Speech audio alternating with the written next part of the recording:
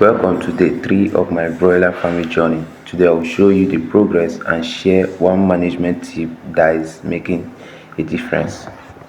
So if you are raising broilers, don't joke with the early stage because wrong handling affects the growth later.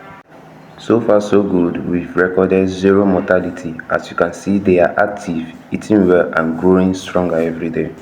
The first week is very important, so make sure they always have access to clean water, fresh feed and also a conducive environment.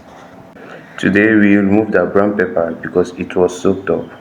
Leaving the brown pepper there can cause coccidiosis to the birds, which can affect their health. Yes, because a litter that is soaked up can cause coccidiosis. So we remove the brown pepper and we made use of wood shave.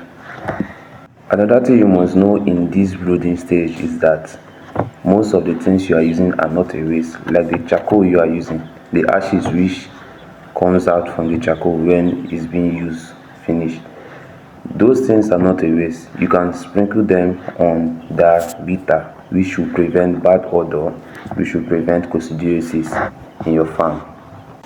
So in this brooding stage, the feed you use is very important, because if you want a better result, you cannot use a feed that is less in crude protein.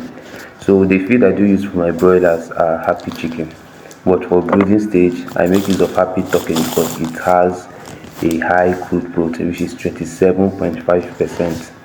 Yes, that is the percentage of the good protein in happy chicken, which helps them to grow well. Yes, I do use happy turkey for brooding stage. Then after the brooding stage, I can switch over to the normal happy chicken. So as a broiler farmer or someone who wants to journey into this business, you must know that this stage is a very crucial stage. Good management can yield you a good profit, but poor management can either give you nothing or little profit.